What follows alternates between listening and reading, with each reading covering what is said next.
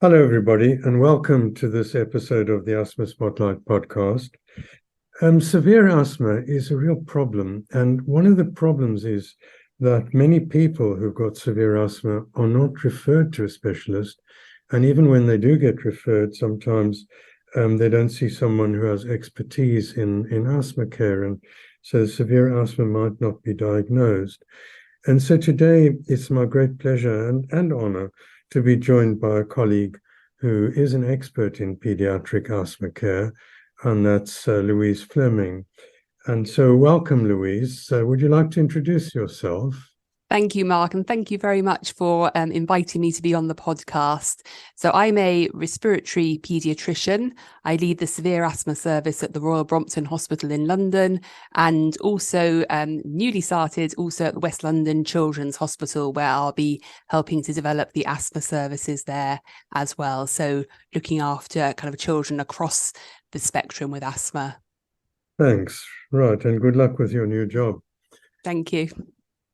So for parents, really, can you describe what we mean by asthma severity, and also talk a bit about the fact that if someone's defined as having mild asthma, that it doesn't really mean that they're not at any risk?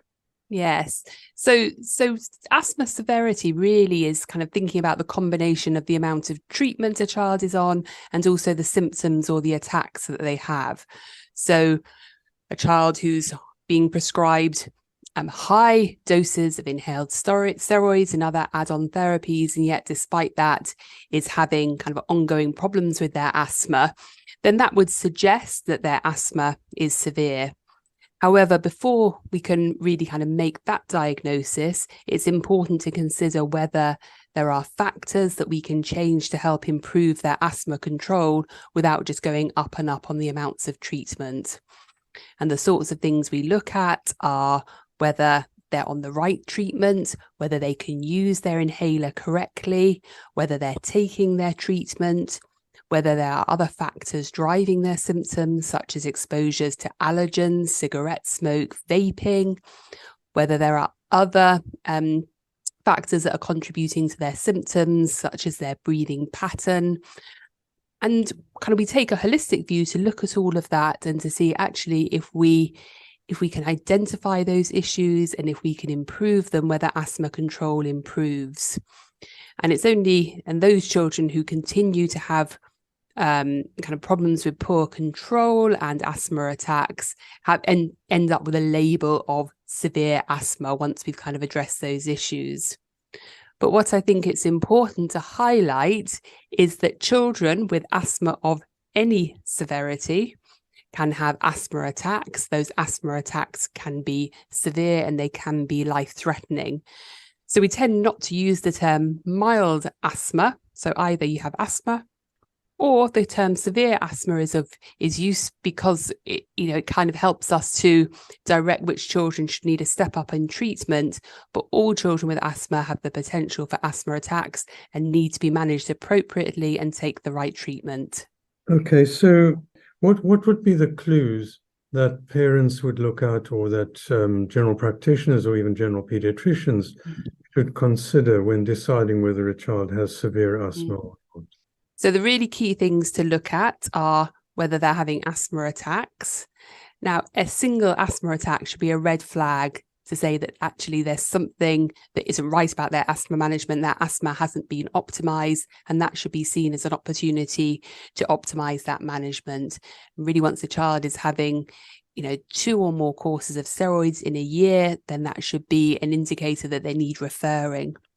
Other indicators are looking at symptom scores, so whether they're having frequent symptoms, and also the amount of reliever inhaler or short-acting beta agonist that they're using, and looking at the amount of that that's being prescribed. And again, that should be a flag to say, actually, there's something not right with this child's asthma management. They're not being managed optimally, and that's why they're needing lots of reliever inhaler. Whereas actually, if the management is right, reliever inhaler should not be the kind of the mainstay of treatment for asthma. Okay, so those are some suggestions and clues for parents to know when to ask their doctor to be referred on to see a specialist. And so why is severe asthma so important? What are the risks of severe asthma? So, I mean, as I've mentioned, any child with asthma can be at risk of an asthma attack, but we know children of greater severity, the risks there are higher. The children with severe asthma, we know that they disproportionately have admissions to hospital, have asthma attacks. They end up having their treatment escalated. So there's the kind of risks in terms of the treatment they're on and whether that's right and whether there are any risks from side effects. If a child is having kind of lots of attacks, that can affect their growth because they're needing lots of courses of oral steroids, and it can also impact on their lung function. Now, the good news, so that's the bad news. The good news is there are treatments. There are additional treatments that we can add in to help reduce those attacks, and reduce the amount of courses of steroids that they're needing. So it's really important to identify those children, to ensure that they're seen in the correct centre by the right team, so that then those decisions can be made as to whether those children will be eligible for the sorts of treatments that we can use for severe asthma. Okay, and talking about the UK, what's the availability like of access to specialists who can deal with asthma of that level of severity, or even who can decide whether the child does have asthma or does have severe asthma? So it's quite variable. So in some areas, there'll be kind of very well recognised centres, and perhaps even within a small area, more than one centres. And we know that in other parts of the UK, there are much less well-defined pathways and well-defined centres that specialise in children with severe asthma. So much of the work we've been doing with NHS England is to try and improve those pathways, to make sure children are identified early, that they move through the system in an appropriate way so that the right children are seen in the right place. And really crucially, once they are referred to a specialist centre, that there is an expectation from that the child, their family, the general practitioner who's referring them can expect a certain level of assessment and care, and actually to try and, improve that and to kind of benchmark that across all centres, so that wherever you are in the country, wherever you're being referred, there's a certain standard of care that you can expect.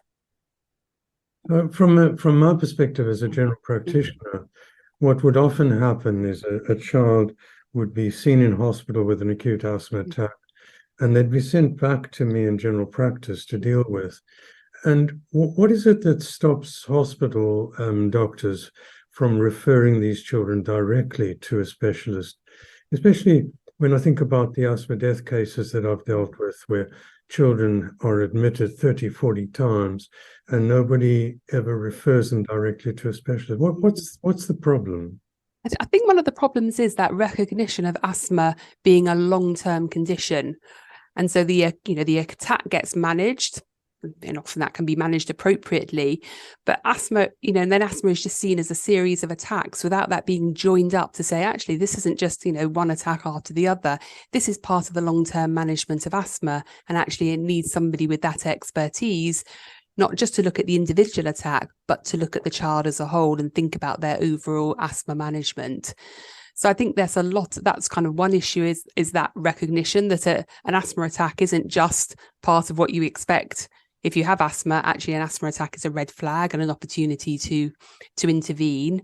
And then probably, as I said, there is variability in terms of pathways. And so, in some centres, the pathway maybe go back to your GP and then get referred, whereas really we need to have much better pathways where these children, when they present with an attack, are identified, there's risk stratification so that they can be kind of reviewed in a timely way and referred appropriately, and also so that they can move much faster through the system. Okay, so if you were to name the top three instances when children should be referred, so both for parents or for general practitioners who are listening, you mentioned a child who's had an attack or more than 2 attacks in a year should be referred. Are there any other red flags which would indicate a urgent referral is needed? So yes, that's one of the key ones. As I mentioned before, collecting kind of multiple sort of short-acting beta agonists or salbutamol, again, that should be that red flag to say, why is the child needing this amount? Do they really need this amount, or are they just being prescribed it for other reasons? But that should be a red flag. And as I say, symptom control. And then there are others. So if there are other comorbidities that put them at higher risk, so for example, food allergies, if there are other concerns, for example, around diagnosis, and again, kind of access to specialist centres gives access to a wider range of tests to actually say, is this child not responding to treatment because they haven't got asthma and actually the treatment isn't the right treatment? And then safeguarding issues. So that's quite a complex area, but sometimes there can be issues in terms of whether it was related to safeguarding that mean that the kind of the input from a specialist team can be very helpful. And then the other time, this is an absolute, this should be a direct, do not pass go referral, is if a child is admitted to intensive care. So there should be no question at all that those children need following up. There should be a direct referral to a specialist centre. Yeah, sadly, we had in the National Review of Asthma Deaths, we had one child who was referred back to outpatients, and the parents didn't bring the child for the appointment, and the hospital discharged that child from care, and he subsequently died. So I think that's an important one to mention. And also, I know that a lot of children are being treated in the hospital general wards for severe asthma attacks, and unfortunately, the discharge letter doesn't often explain that. So for hospital doctors who are treating a child with a regime which is intended for a severe asthma attack, what sort of information should they be providing for the general practitioner and for the parents? So I suppose there's two parts of that. One is in terms of describing the attack for kind of other medical professionals, so the GP, or if I'm seeing a child in clinic and I'm looking at their discharge summary, there's certain things that I'm looking for that help to kind of really describe the type of attack. So what their oxygen saturations were like, whether they needed intravenous treatment, kind of how they responded. And then there's the second part, which is the kind of the information to be shared in terms of kind of education with the child and their family around kind of exploring why the attack occurred, what the triggers were, and how a future attack can be avoided. And invariably, it really is around the treatment, taking the treatment regularly, and the mainstay of treatment should be inhaled steroids for asthma.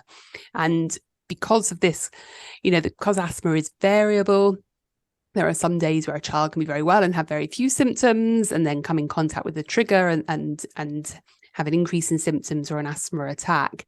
Despite that variability, asthma is a long-term condition, and therefore the overview of treatment needs to be long-term, and it needs to treat the underlying cause. And that's why inhaled steroids are such an important part of asthma management, rather than just using short-term relievers, which are just like putting a sticking plaster on. They might just work for a short time, but they're not doing anything to kind of change the overall course of asthma. Good. Okay, thanks. So we've got a child who a general practitioner decides needs to be referred to a severe asthma clinic. What can that parent expect to happen when that child turns up at the severe asthma clinic? I mean, are the tests done in outpatients, or does a child need admission? What's the process?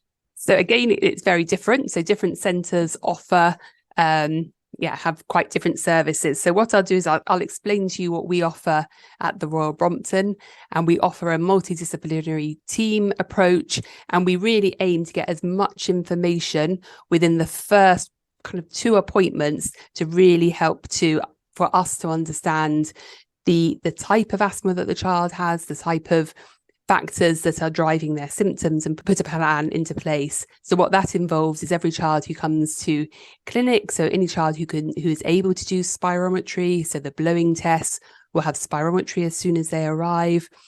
We will measure their airway inflammation. We will carry out allergy testing. They'll be seen by the asthma nurse who'll go through their inhaler technique. They meet with the doctor as well. And between the nurse and the doctor, we take a very full and comprehensive history. And what we're aiming to do within that first appointment is to say, does this child have asthma? Are the tests that we've done today, are they suggestive of asthma? Do they fit with the clinical picture? Now, you cannot say on a one-off set of tests whether a child definitively doesn't have asthma. It's easier to rule it in. And, if the tests are normal, then we will then go on to do further testing. And then the next question really is, are all the symptoms due to asthma? So just because a child has breathlessness or what they describe as wheeze, it might not necessarily be because of asthma. So we have physiotherapists who are part of our team, and we will carry out breathing pattern assessments. Then the next question is, why are the symptoms poorly controlled? Why is the child having attacks? And we very much look at factors such as adherence, so whether the treatment's being taken as prescribed. And we're actually using electronic monitors, which help us and also the child and the family to understand how often they're using the inhaler, the preventer inhaler. And it's just kind of human nature that sometimes, we think we're doing things more often than we are, or we think we're using our inhaler in a certain way that isn't necessarily accurate. So actually having the electronic monitors helps us to understand how much of the treatment the child is taking, and then what their asthma control is like in the context of that known adherence. So when they come back for their second appointment, then we collect the adherence data. And then other factors that we look at, we kind of look at their symptom control with a symptom score. We look at the number of attacks, and we look at the impact on their quality of life. And also we take a very detailed psychosocial history to help to understand, again, the context for that child and the impact it's having on them and their family. So what a lot of people believe, and there's doctors as well, I think, is that you can do a test and diagnose asthma, but you've clearly described the process, and it requires a combination of lots of information. And then you need somebody with the knowledge to be able to combine that information and decide, has the child got asthma, is it severe, and what needs to be done. So thanks, that was a really nice explanation. So are there any things that I haven't asked you about that you'd like to add in terms of severe asthma? So actually, maybe coming back to the point that you just made in terms of diagnosis, I think, you've kind of summarized it very well. It is about putting those parts of the puzzle together. It's not about just looking at kind of one test on one occasion. And I think as a team, we often see ourselves as kind of trying to piece together the puzzle to help solve the kind of the issues for the individual child. And I guess then the next thing that I mentioned in terms of severe asthma are additional treatments that are available. So as I say, in general, inhaled steroids are the mainstay of treatment, but there is a threshold, above which we wouldn't want to just keep on increasing and increasing. And there are other treatments available for children with severe asthma. So that's the next step. So I don't know if you want me to say any more about those. No, well, I think the important thing is that they can only be prescribed after an assessment by somebody with expertise. And that's why it's so important that these children are referred to a specialist so that those treatments can be considered. And so to sum up, could you give us just some key messages, first for children and their parents, and then for healthcare professionals, including doctors, nurses, and pharmacists looking after people with asthma, and finally for decision makers, the people who are planning care and paying for the care? So for kind of children and their families, I would say that the aims of asthma management should be that children should be going to school, they should be being able to go out all their normal activities, participating in PE. And if those things aren't the case, then their asthma isn't well enough controlled, and they should be seeing their GP and asking for an onward referral. I think for doctors looking after children with asthma or seeing children with asthma, my message would be, when in doubt, refer. I'd always much rather see children who are very, much easier to sort out, and I'm seeing at the beginning of their journey, than actually, as cases as you described, where they've had lots and lots of courses of steroids. They're not at school, they're not participating in sport. It doesn't have to get to that point before we can intervene. I would much rather be doing something earlier on. So if in any doubt, then refer early and look for those red flags. An asthma attack isn't just what you expect with asthma. It's a red flag. That's an opportunity to intervene and do something. And once, a child's had, another attack, then think about referring. And then for policymakers, I would, I think we still need better systems. There's been a lot of work done to try and improve asthma care, but even so, there is still variability in the care that children receive around the country. There's still different asthma centres are resourced in different ways. So the model that I've kind of described in terms of the holistic MDT approach, the kind of looking at all those aspects of asthma care, wouldn't necessarily be available everywhere, because the centre wouldn't necessarily be kind of resourced in that way. So I would really kind of advocate for having an accepted standard of care that a severe asthma centre should provide, and ensuring that it's commissioned to provide those services and funded appropriately. Thanks very much. That's a very clear summary with lots of clear messages. So thank you very much, Louise, for joining me today. I really appreciate that, and I realize how busy you are. So thanks for taking time out of your busy schedule. Oh, thanks, Mark. It's been a pleasure.